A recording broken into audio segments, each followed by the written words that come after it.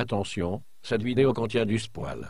Voilà, vous êtes maintenant prévenus, faites ce que vous voulez. Bisous.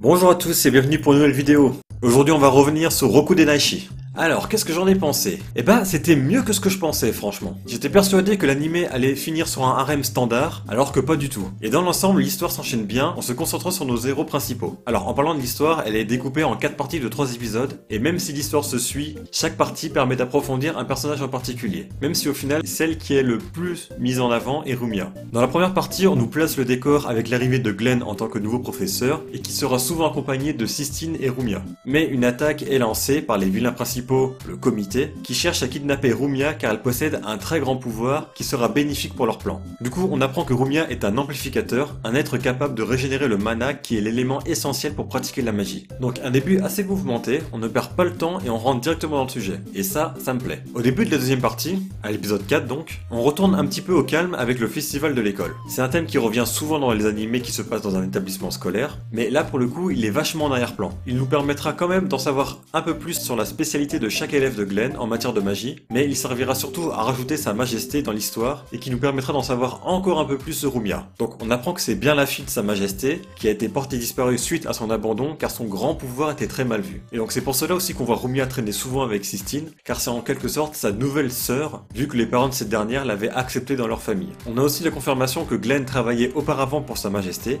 et qu'il avait déjà comme mission de protéger Rumia. Heureusement, grâce à l'aide de 2 de ses anciens collègues, Albert et Riel, il réussira à sauver sa majesté prise en otage par son ancienne servante et traîtresse Eleonore, un personnage sur lequel je reviendrai tout à l'heure. Donc encore une fois une partie forte en action et en révélation, ce qui est très appréciable. Alors je viens tout juste de mentionner Riel, et ça tombe bien car c'est elle qui va nous intéresser dans la troisième partie. Avec une allure et une attitude de petite sœur et un côté très bourrin lorsqu'elle rentre en action, elle sera au centre de l'histoire à ce moment-là. De nature timide lorsqu'elle fera la connaissance des élèves, elle commencera à se rapprocher d'eux et plus particulièrement de Rumia et Sistine. Mais malheureusement il va y avoir un incident. Riel voue sa vie pour Glenn, et depuis qu'il a abandonné, il y a des années en désertant son poste, elle va se mettre à croire que Rumia et Sistine sont la cause de ce détachement et de ce changement chez lui, et elle va du coup se mettre à les détester. Et l'ennemi va profiter de son instabilité en se faisant passer pour son frère, l'être le plus important aux yeux de Riel, qu'elle croyait mort depuis longtemps. Alors bien évidemment tout cela était, encore une fois, de capturer Rumia afin de profiter de son grand pouvoir pour créer une armée de clones de Riel. Et oui, car Riel n'était pas vraiment réel. Je suis désolé pour ce jeu de mots. C'était en fait un sujet d'expérience sur une magie encore incontrôlable, le fait de redonner la vie. Et Riel est en fait un être artificiel avec des souvenirs, de l'ADN et tout plein de choses. Alors heureusement, grâce au soutien de Glenn, elle finira par reprendre conscience et de se battre de nouveau à ses côtés. J'ai trouvé cette partie assez forte en émotion, avec Sistine qui se rend compte qu'elle est impuissante pour sauver son amie Rumia et qu'elle doit toujours se reposer sur Glenn. À côté, l'histoire de Riel est aussi assez triste. Malgré son côté mignon et attachant, elle n'a pas dû avoir la vie facile. Et enfin la dernière partie avec l'arrivée d'un nouveau personnage, Léon, se déclarant fiancé et futur mari de Sistine. Alors bien entendu, tout ceci n'était qu'un piège pour une histoire de pouvoir, mais la situation va changer avec l'apparition d'un ancien ennemi de Glenn qui vit dans sa propre justice et qui élimine tous ceux en désaccord avec lui. Ce qui est intéressant dans cette partie, c'est de voir le côté meurtrier de Glenn. Par le passé, il protégeait une certaine Sarah qui ressemble à Sistine, mais elle est malheureusement morte pour un manque d'attention. Et Glenn ne veut absolument pas que cela se reproduise avec Sistine, quitte à l'effrayer avec cette nouvelle personnalité. Elle arrivera tout de même à le raisonner et de lui faire comprendre que ça ne sert à rien de se la jouer solo. Ils vont donc réussir à le battre, mais sans réussir à la capturer. Et du coup, la saison se termine avec le retour en classe et un petit teasing sur une éventuelle saison 2.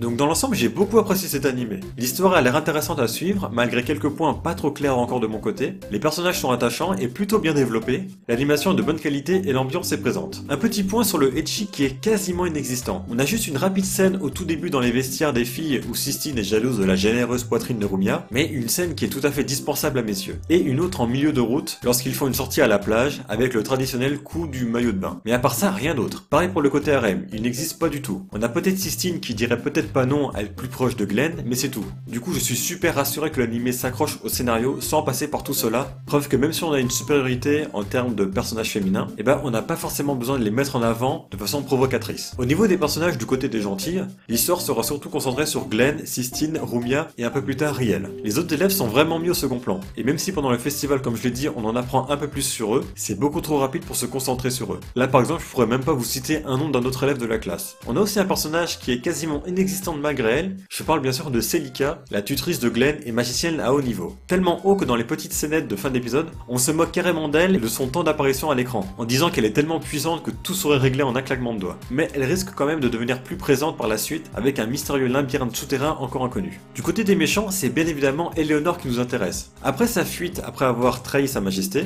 on la voit rejoindre temporairement le faux frère de Riel pour s'emparer des plans de la fameuse magie de Renaissance, et en teasing, c'est elle qui apparaît dans un endroit mystérieux et qui est apparemment prête à mettre son plan en action. Donc si une saison 2 arrive, elle sera très certainement la méchante principale. Ah oui, avant de finir, il y a encore un gros mystère dans cet animé, et en plus il est dans le titre, c'est l'Akashi Record. Alors ce sera une sorte de grand pouvoir ou un grand savoir divin, mais on est encore totalement dans le flou. Donc une belle surprise pour un animé qui sort un peu des clichés du genre, et une attente d'une potentielle saison 2 pour moi.